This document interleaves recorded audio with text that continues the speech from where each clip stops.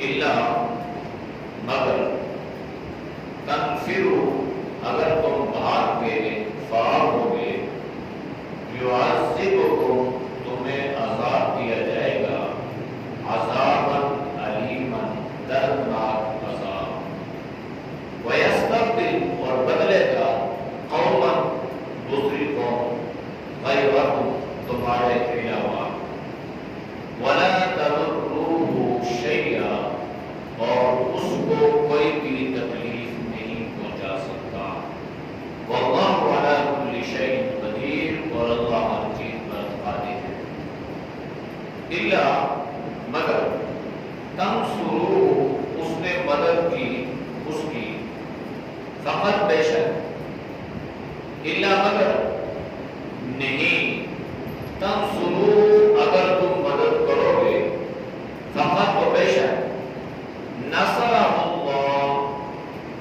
اس کی مدد کر چکا اللہ اذ اخرجہ الذین جب نکالا اس کو ان لوگوں نے کافر جو منکر تھے ثانی اثنین دو میں دوسرا اذ ہما جب وہ دونوں فی الغار غار میں تھے اذ یقول جب کہہ رہا تھا لصاحبہ اپنے صاحب سے اپنے دوست سے اپنے ساتھی سے لا تحزن غم نہ کر ان اللہ معنا بے شک اللہ ہمارے ساتھ ہے فانزل اللہ پس اتارا اللہ نے سکینتہ اطمینان سکینت علیہ اس پر وَأَيَّدَهُ اور اس کی مدد کی بِجُنُودٍ ایسے لشکر کے ساتھ لَمْ تَرَوْهَا جس کو تم نے دیکھا نہیں وَجَعَلَ اور کیا کلمۃ الذین بات ان لوگوں کی کافروا جو منکر تھے السفلی نیچے وَكَلِمَةُ اللَّهِ اور بات اللہ کی قول اللہ کے هِيَ الْعُلْيَا یہ بلند ہے اوپر ہے وَاللَّهُ عَزِيزٌ حکیم اور اللہ زبردست حکمت والا ہے آیات کا گزشتہ آیات کے ساتھ تعلق یہ ہے کہ اللہ نے اہل ایمان سے فرمایا کہ جب تمہیں کہا جائے کہ اللہ کے راستے میں نکلو تو تمہیں چاہیے کہ تم نکل پڑو اور اگر تم نہیں نکلو گے اور کوئی بہانے بناؤ گے محض دنیا کے خاطر تو دنیا کی حقیقت اور کیفیت تو یہ ہے کہ دنیا بہت قلیل ہے اور آخرت کے مقابلے میں تو بالکل یہ نہ ہونے کے برابر ہے لہٰذا یہ عقلمندی نہیں ہے کہ انسان ہمیشہ کی زندگی کے معاملات کو چھوڑ دے اور عارضی اور ناپائیدار پوشیدہ زندگی کو ترجیح دے ڈالے تو اصل میں تو اللہ ان منافقین کو یہ بات سنا رہے تھے جنہوں نے غزوہ تبوک میں نبی علیہ السلام کے ساتھ جانے سے انکار تو نہیں کیا تھا لیکن بہانے بنا رہے تھے اور یہ بہانے بنانا اس بات کی دلیل تھی کہ یہ جانا نہیں چاہتے اور جو نہیں جانا چاہ رہے تھے ان کے دل میں نفاق تھا وہ منافق تھے اہل ایمان تو اپنی جان کو اپنی ہتھیلی میں رکھ کے نبی علیہ السلام کی خدمت میں اللہ کے نبی جس وقت چاہیں جب چاہیں ہم آپ کے لیے حاضر ہیں تو اس لیے اللہ نے اَرَضِيتُم بِالْحَيَاةِ الدُّنْيَا کہ تم دنیا کی زندگی سے راضی ہو گئے ہو یعنی تم نے دنیا کی زندگی کو پسند کر لیا دنیا کی زندگی کو ترجیح دے ڈالی اس بات کو اللہ نے قرآن کریم میں دوسری جگہ یوں بیان فرمایا بل تؤثرون الحیات الدنیا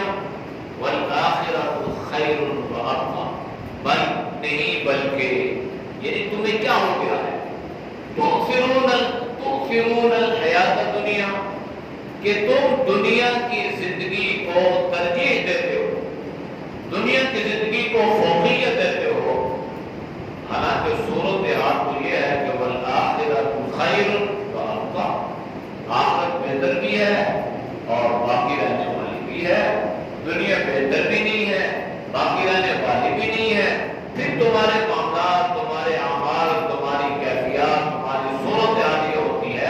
کہ تمہارے اعمال سے لگتا ہی ہے کہ تمہیں دنیا کی زندگی محبوب ہے، تم دنیا کی زندگی کو ترجیح دیتے ہو، تم دنیا کی زندگی کو پسند کرتے ہو، تم دنیا کی زندگی کو پسند بھی کر لو تو پھر بھی حالت کیا ہو؟ دنیا میں 4 بڑے بادشاہ گزرے، 2 کافر 2 مسلمان، تو آخر ان کا انجام بھی کیا ہوا؟ وقت نظر کہاں گئے کوئی پتہ نہیں۔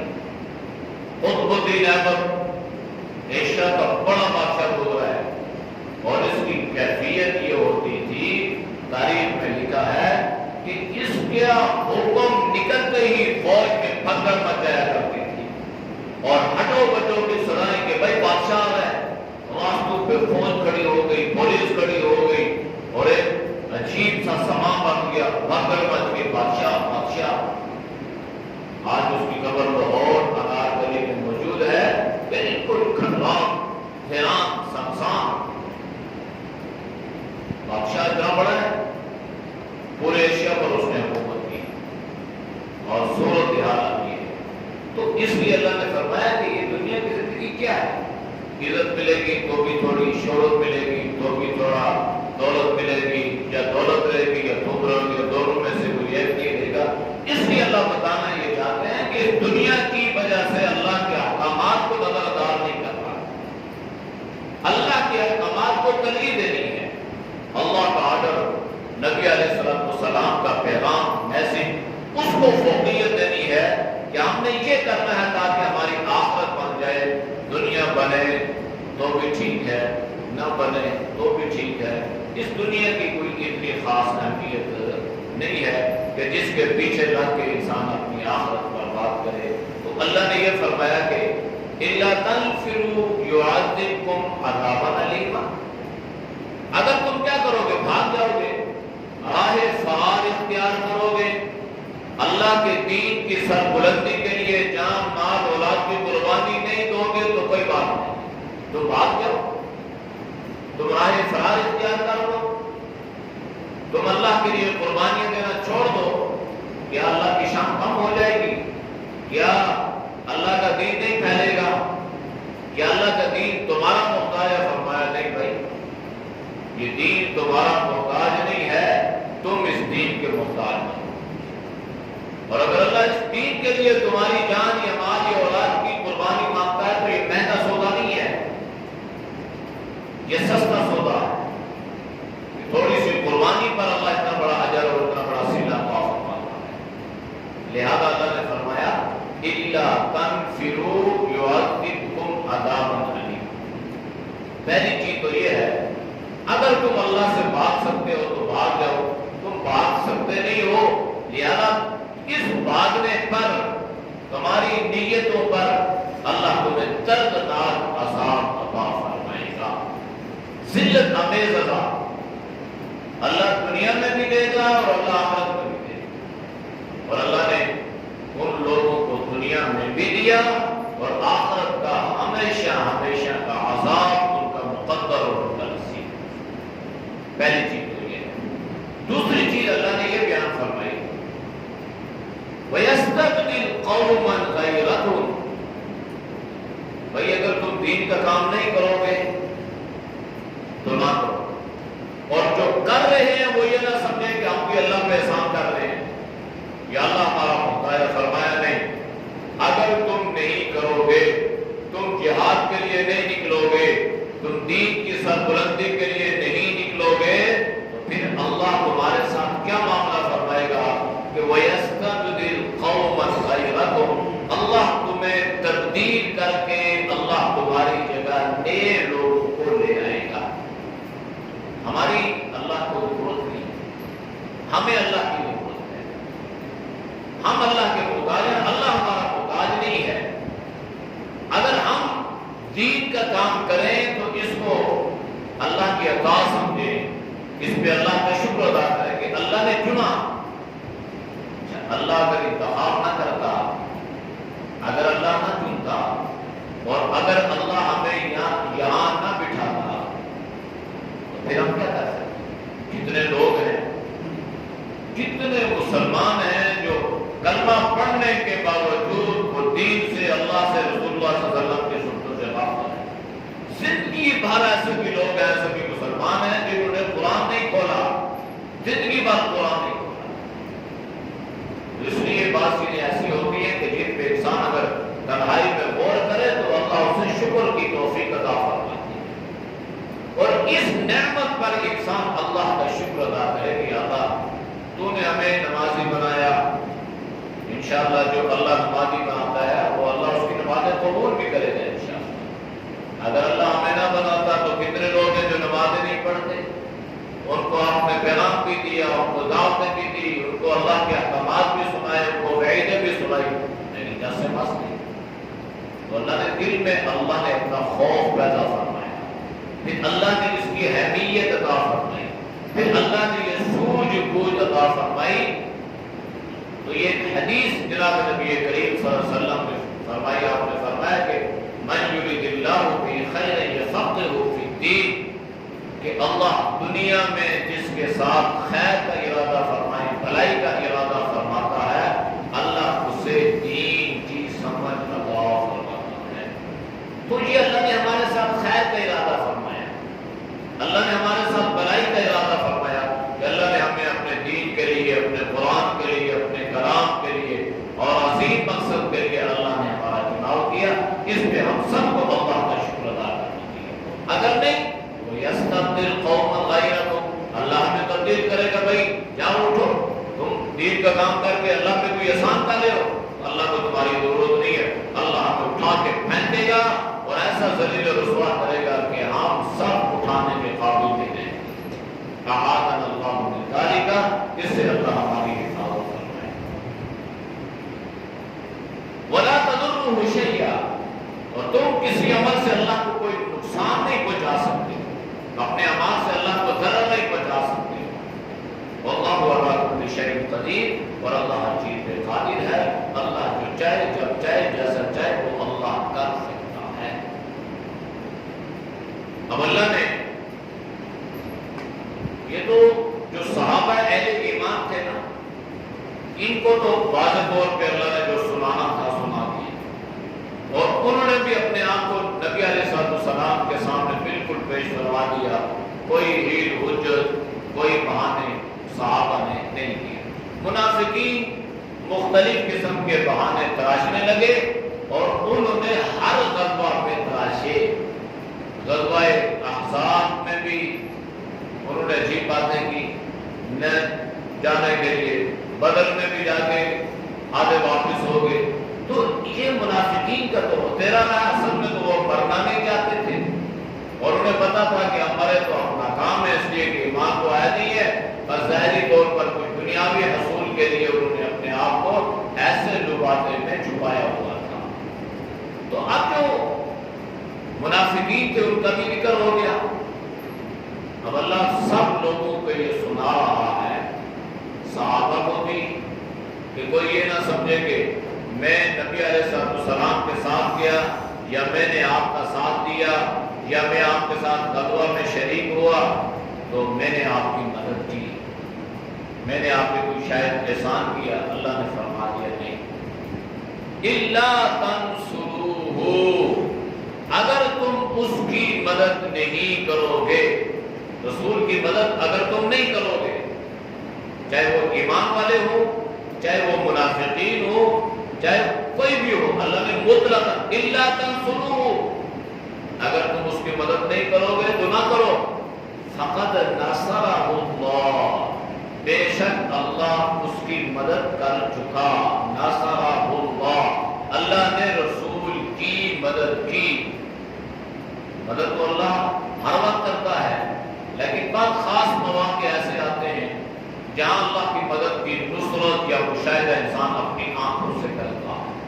جیسے نبی علیہ السلام کے آشیانہ مبارک کا، آپ کے حجر مبارک کا محاصرہ ہوا تو اللہ نے مدد کی. اب یہ ایک معجزہ تھا کہ کس طرح دشمنوں کی تلواروں سے آپ کو اللہ نے باحفاظت نکالا. صحابہ نے ہجرت فرمائی، ایک معجزہ تھا، حفاظت سے پہنچے گے. تو اللہ نے فرمایا کہ فقد نصرہ اللہ، اگر تم رسول کی مدد نہیں کرتے ہو تو نہ کرو، رسول تمہاری مدد کا محتاج نہیں ہے، رسول کی مدد کرنے کے لیے اللہ کافی ہے۔ فقط نصرہ اللہ، بے شک اللہ اس کی مدد کر چکا۔ کب؟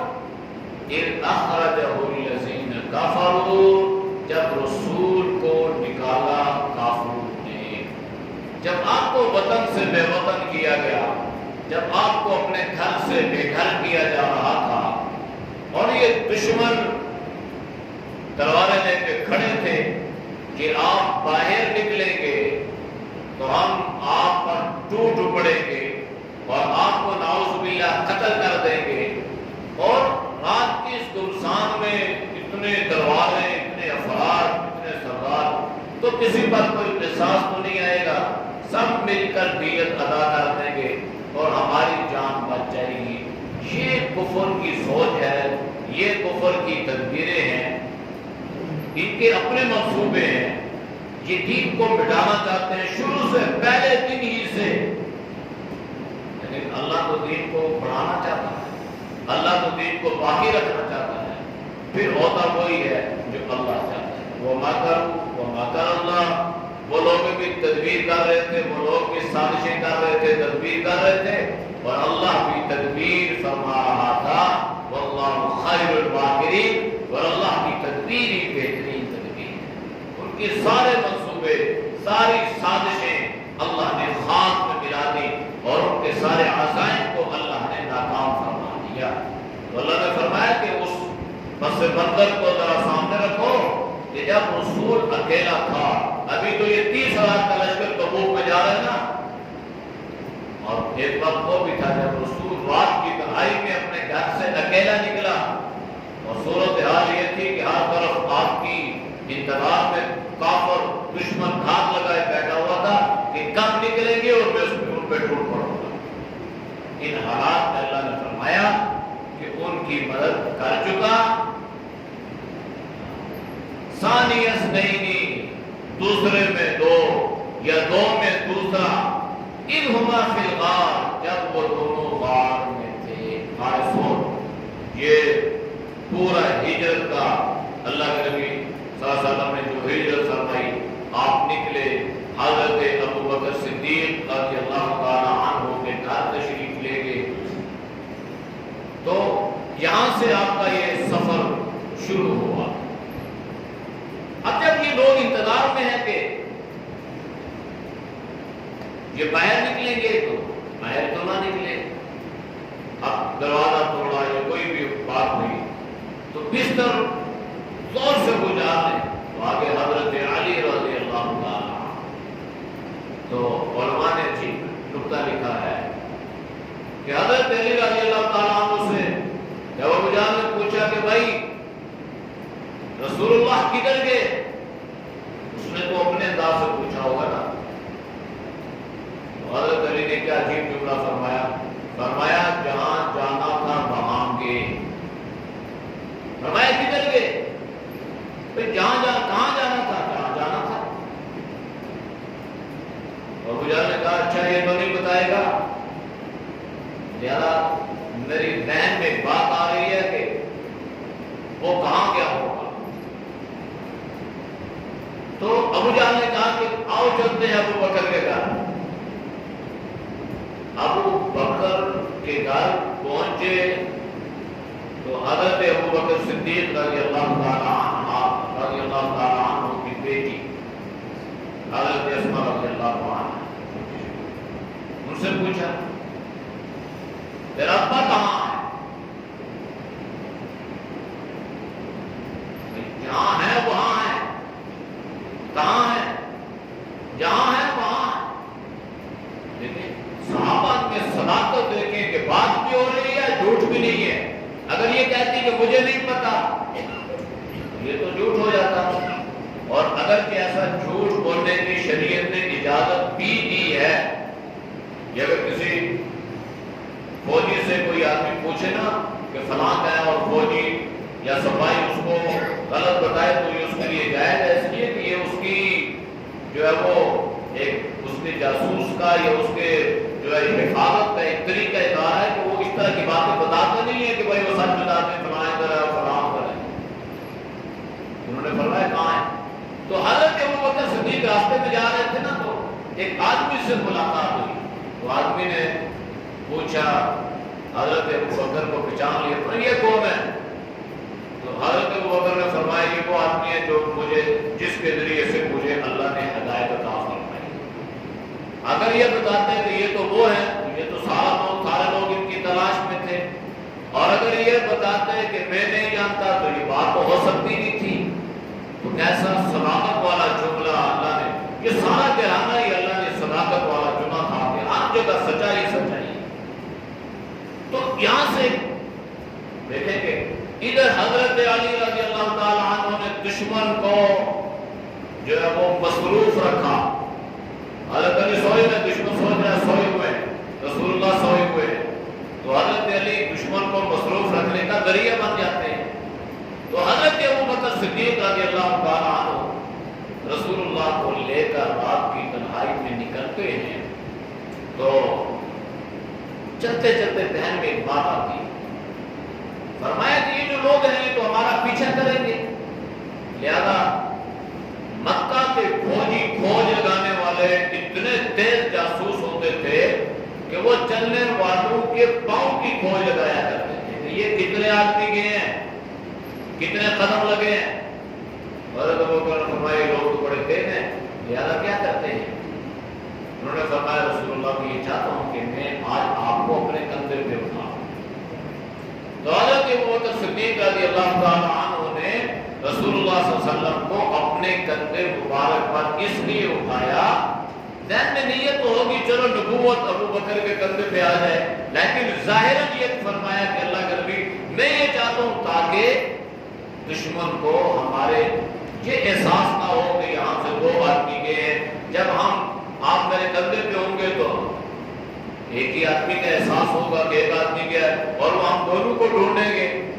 تو دیکھیں ابو جہل جو ہے نا وہ بھی یہ سمجھتا تھا کہ اس روئے زمین پر رسول اللہ کو اگر کسی پر سب سے زیادہ اعتماد ہے تو وہ ابوبکر ہے, اس لیے کہ اس نے کسی اور گھرانے کا انتخاب نہیں کیا. حضرت علی کو جب دیکھ لیا نا اور یہ بھی پتہ چل گیا کہ بھائی اب اس سے کوئی بات پورا نہیں ہو رہا, یہ تو کوئی بات بتا ہی نہیں رہا, لہذا اس نے کہا کہ اچھا مجھے یقین ہے کہ ابوبکر کے گھر, تو سیدھا یہ سارے کافر لوگ حضرت ابوبکر صدیق تو یہ اس بات کی دلیل تھی کہ رسول اللہ صلی اللہ علیہ وسلم سے سب سے زیادہ محبت کرنے والے, سب سے زیادہ قربانیاں دینے والے یہ حضرت ابوبکر صدیق رضی اللہ تعالیٰ عنہ تھے. اور دشمن نے بھی اپنے عمل سے اس بات کا اعتراف کیا. تو لہذا اللہ نے ان کو سمجھایا کہ بھائی اگر تم نہیں چلتے ہو تو نہ چلو, تم رسول اللہ کی مدد کے لیے نہیں نکلتے ہو تو نہ نکلو, کوئی بات نہیں ہے. رسول اللہ کی مدد کے لیے اللہ ہی کافی ہے, اور اللہ پہلے بھی اپنے رسول کی مدد کر چکا. جب یہ دونوں غار میں تھے, جب غار میں پہنچ گئے تو اذ یقول لصاحبہ, آپ نے سارا تفصیل واقعہ سنا ہے. اذ یقول جب کہا, کہہ رہا تھا لصاحبہ اپنے صاحب سے. کون کہہ رہا تھا؟ رسول اللہ صلی اللہ علیہ وسلم کہہ رہے تھے لصاحبہ اپنے صاحب سے, اپنے ساتھی سے. تو ابوبکر تو وہ ہے جس کو صحابی اللہ نے خود فرمایا. کیا فرما رہے تھے؟ ابوبکر نے رسول اللہ صلی اللہ علیہ وسلم سے فرمایا اللہ کے نبی کہ قدموں کی آہٹ, ان کا شور شرابہ اور ان کی آوازیں بالکل غار تک آ رہی ہیں. اور ابوبکر کو اس بات کا خطرہ ہوا کہ یہ لوگ تو پیاسے رسول اللہ کے ہیں, اور کہیں ایسا نہ ہو کہ میرے پیغمبر کو, میرے محبوب کو یہ لوگ کی تکلیف پہنچا دیں. تو جب حضرت ابوبکر صدیق رضی اللہ تعالیٰ عنہ نے دکھ اور غم سے اس بات کا رسول اللہ صلی اللہ علیہ وسلم کے سامنے بیان فرمایا کہ اللہ کے نبی یہ دشمن کی آواز آ رہی ہے, ان کے قدموں کی آہٹ سنائی دے رہی ہے, یعنی ہمارے قریب پہنچ چکا ہے. اللہ کے نبی نے فرمایا اپنے دوست سے لا تحزن ان اللہ معنا, تم غم نہ کرو اللہ ہم دونوں کے ساتھ ہے. معنا تسنیہ ہے, یعنی صرف میرے ساتھ نہیں ہے, میرے ساتھ بھی اللہ کی مدد ہے. یہ کیسا مقام اور مرتبہ اللہ نے حضرت ابوبکر صدیق رضی اللہ تعالیٰ عنہ کو عطا فرمایا. اب اگر کوئی اعتراض کرے تو کرے. اعتراض تو شیطان نے بھی کیے تھے، دلیل تو وہ بھی دے رہا تھا، من گڑت قسم کی باتیں تو وہ بھی کر رہا تھا، لیکن اصل چیز تو اللہ کا حکم ہے. اب قرآن میں اللہ نے حضرت ابوبکر صدیق کو ساتھی بھی کہہ دیا، اور رسول اللہ صلی اللہ علیہ وسلم نے فرمایا کہ غم نہ کرو، اللہ آپ دونوں کے ساتھ ہے. جس کے ساتھ اللہ ہو، دنیا کی کوئی چیز، کوئی طاقت اس کی رائی کے دانے کے برابر بھی کچھ بگاڑ نہیں سکتی. فَأَنزَلَ اللَّهُ، بس اللہ نے اتارا ان پر سکینتم، اطمینان قلب اللہ نے عطا فرمایا، سکینت اللہ نے ان کو عطا فرمائی. وَأَيَّدَهُ بِجُنُودٍ لَّمْ تَرَوْهَا، اور اللہ نے ان کی مدد فرمائی ایسے لشکر کے ساتھ کہ جس کو انہوں نے دیکھا نہیں تھا. لشکر تو فرشتوں کا بھی ہے، لشکر انسانوں کا بھی ہے، لشکر اشراف الارض کا بھی ہے، کیڑے مکوڑوں کا بھی ہے. اور مفسرین نے لکھا ہے کہ جب حضرت ابوبکر صدیق غار کے اندر گئے تو ظاہری بات ہے غار کے دہانے پہ مکڑی کے جالے اور اس طرح، تو یہ ساری اس بات کی دلیل تھی کہ یہاں پہ کوئی آیا نہیں ہے. تو حضرت ابوبکر نے اپنی چادر سے اس کو صاف کیا. اور معجزہ کیا ظاہر ہوا؟ جب آپ غار کے اندر تشریف لے گئے تو غار کا جو دانا تھا، اس کا جو منہ تھا، اللہ نے ویسے ہی کر دیا جیسے پہلے تھا. مکڑی نے جالے تان لیے، کبوتروں نے انڈے دے دیے، اور یہ اس بات کی دلیل تھی کہ یہاں پہ کوئی آیا نہیں ہے. اگر یہاں پہ کوئی آتا تو یہ مکڑی کا جالا بھی ٹوٹ جاتا، اور یہاں پہ کبوتروں کے انڈے بھی، کبوتریوں کے انڈے بھی نہ ہوتے. تو یہ اس بات کی دلیل ہے کہ یہاں پہ کوئی آیا نہیں ہے. تو اللہ نے ان سے کام لیا. یہ بھی اللہ کا لشکر ہے، اور اللہ جس سے چاہے، ابابیلوں سے بھی اللہ نے جو ہے وہ کام لیا. اس طرح اللہ جس سے چاہتا ہے کام دے لیتا ہے. تو اگر اللہ انسان سے کام دے تو یہ انسان کی اپنی خوش نصیبی اور اس کی اپنی قسمت ہوتی ہے، ورنہ اللہ کسی کا محتاج نہیں ہے. وَجَعَلَ كَلِمَةَ الَّذِينَ كَفَرُوا سُفْلًا، اس کے ذریعے سے اللہ نے کافروں کی بات کو بالکل گویا کافروں کا اللہ نے منہ کالا کر دیا. ناکام ہو گئے، ذلیل ہو گئے. کتنے انعامات کی لالچ دی گئی، اور پورا مکہ رسول اللہ کو ڈھونڈ رہا ہے، اور انعامات کی لالچ میں فوجی آگے پیچھے بھاگ رہے ہیں، کسی کو نہ ملے. جب ناکام ہوئے تو ظاہر ہے اس سے بڑی ذلت اور کیا ہو سکتی ہے. وَكَلِمَةُ اللَّهِ الْعُلْيَا، اور اللہ کی بات اور اللہ کے اقوال جو ہیں یہ سب سے بلند ہونے والے ہیں. یعنی اللہ کا دین بلند ہونے والا ہے، کفر ذلیل اور رسوا ہونے والا ہے، اسلام عزت والا ہے. جو اس کے ساتھ جڑتا ہے اللہ اسے بھی عزت عطا فرماتا ہے. واللہ علی الحکیم، اور اللہ زبردست حکمت والا ہے. نعوذ باللہ من الشیطان الرجیم. بسم اللہ الرحمن الرحیم. إِلَّا تَنْفِرُوا يُعَذِّبْكُمْ عَذَابًا أَلِيمًا وَيَسْتَبْدِلْ قَوْمًا غَيْرَكُمْ وَلَا تَضُرُّوهُ شَيْئًا وَاللَّهُ عَلَى كُلِّ شَيْءٍ قَدِيرٌ. إِلَّا تَنْصُرُوهُ فَقَدْ نَصَرَهُ اللَّهُ إِذْ أَخْرَجَهُ الَّذِينَ